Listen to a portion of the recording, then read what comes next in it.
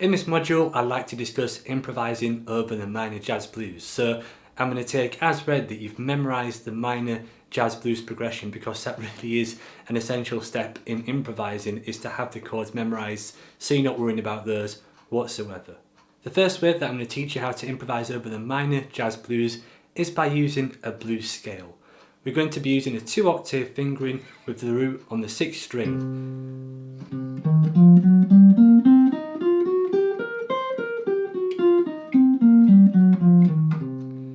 In case any of you don't know that, I've included a 2-octave fingering on the handout so you can practice that if you don't know it already.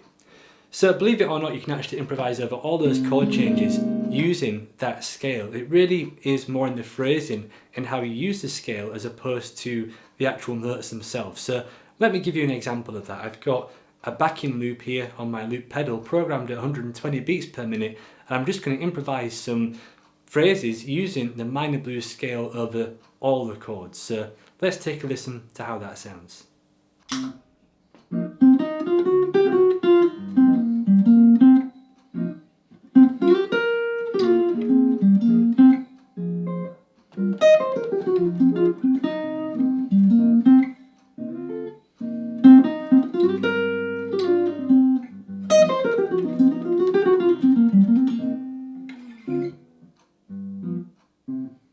A great player you can listen to that uses the blues scale in a jazzy way is Kenny Burrell.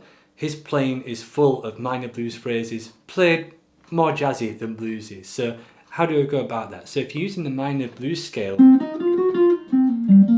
maybe sliding into notes as opposed to bending them will give you a jazzier sound. And playing the scale more scalic, not just bending strings all the time, using more picking. Also gives you a jazz tone when you're using a minor blues. Other than that, just general phrasing things, making sure you leave space when you play your phrase. If you play a phrase and even if it's just one note, you can let a note sustain for a couple of bars and then play another phrase. So you could start a solo just using those 3 notes. I'll show you that with the loop pedal. So here we go. I'm just going to start with 1 note and then play the next 2 notes. The next 3 notes even. So that's 4 notes. So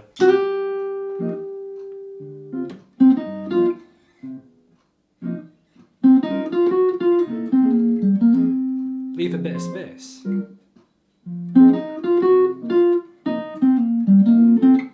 Build something up. A longer phrase.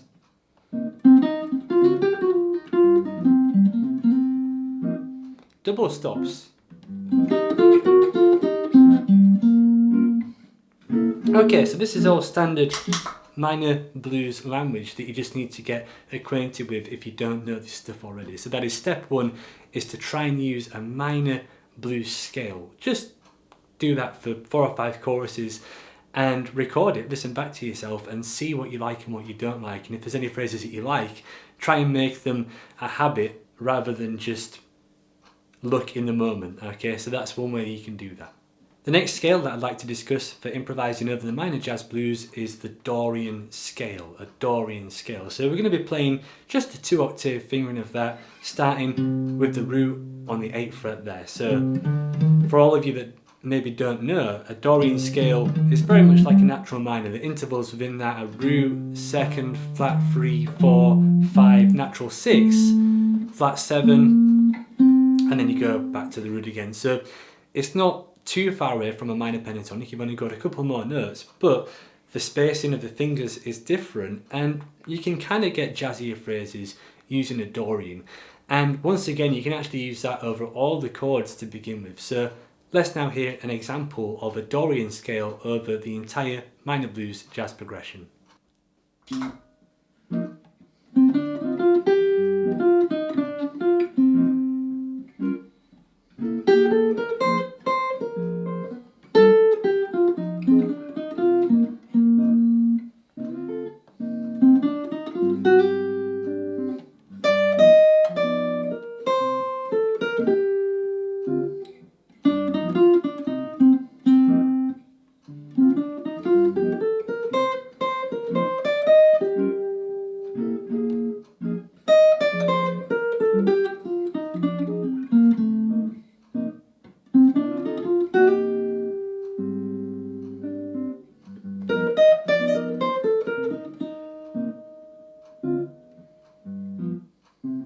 So as you probably heard, some of those phrases were a little bit more jazzy than when I was using the minor blues scale. So the next thing you want to do is maybe use both of those scales together.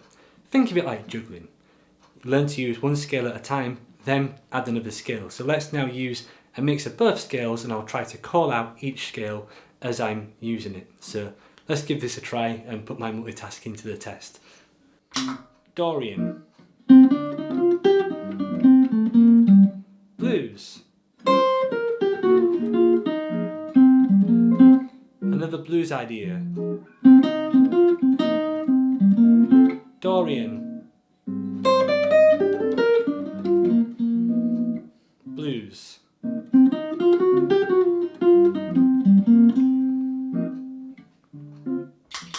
So that would be mixing both scales together.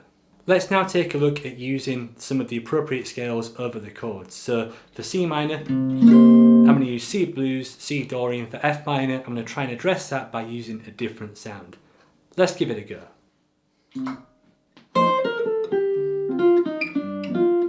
C minor, going into the 4th chord. Back to the 1 chord. Blues scale.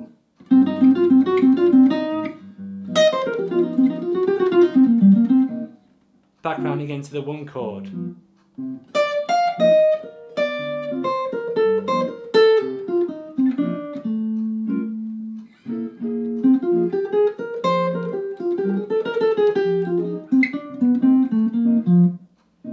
Turn around, blues.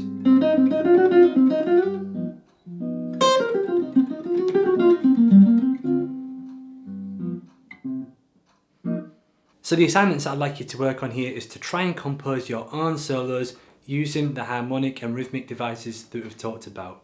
Remember that scales are really just a guide, it's the phrase that counts. The analysis comes on afterwards really, so don't get too bogged down about playing the right scales in the right places. What I'd now like to discuss is the turnaround of the minor blues. So this is where you can get a little bit more jazzy, and there's various ways of doing that. One way is to use the harmonic minor scale, the C harmonic minor scale, over all those chords, the 2 and the 5 chord. They can both be found within the C harmonic minor scale, so if you play a G altered scale like that,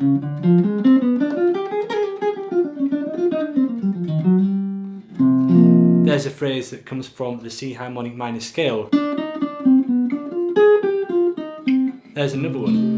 So it's nice to contrast all the other tonic ideas by adding a 2-5 phrase there just to separate it a little bit. So that's one thing that you can do. Another device that you can use there is to try and play an arpeggio over the flat 6 chord. Now let's imagine that's a major 7. You can play A flat major arpeggio right there, and that comes from the harmonic minor scale as well, but by playing that arpeggio there, it kind of separates that chord a little bit more rather than just thinking harmonic minor scale. So let's hear how that sounds. I'm going to try and just use what we've been talking about over the first 2 lines, and when we get to line 3, I'm going to use some harmonic minor sounds and try and use an A flat major 7 arpeggio over that flat 6 chord.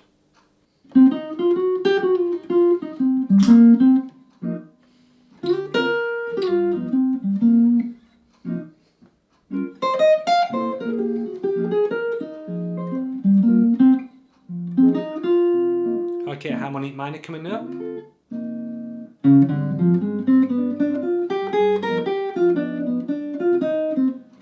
You could even address it there.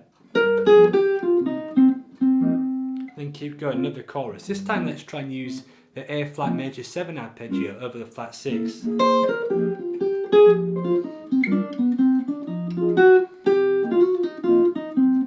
Here it comes.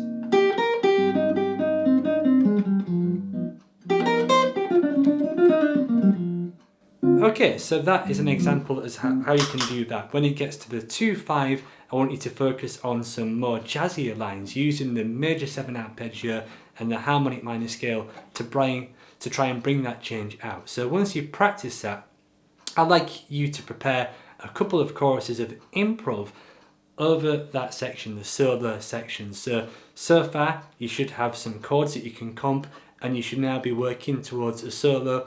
All this is hopefully going to end up in the jam session where you've got to test all of these skills.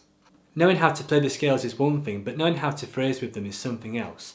To help you with this, I've written out 2 etudes over the solo section. The first is a beginner level etude in which I'm basically playing very simple, and I've tried to incorporate some of the techniques that we've talked about.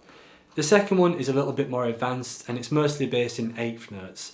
If you're already aware of some of the things that we talked about, then that second one might be a good option for you. If you can already use the blues scale and some of the Dorian sounds, then there's some more intermediate advanced bebop techniques in the second one. And if you are looking for more of a challenge, then you could try to work on longer lines, okay? Now, you know, you don't need longer lines to make a great solo, you can just play short melodic ideas, but longer lines, like what are on the second etude, really show a little bit more fluidity on the instrument. So if that's something you're into, then check out the second etude.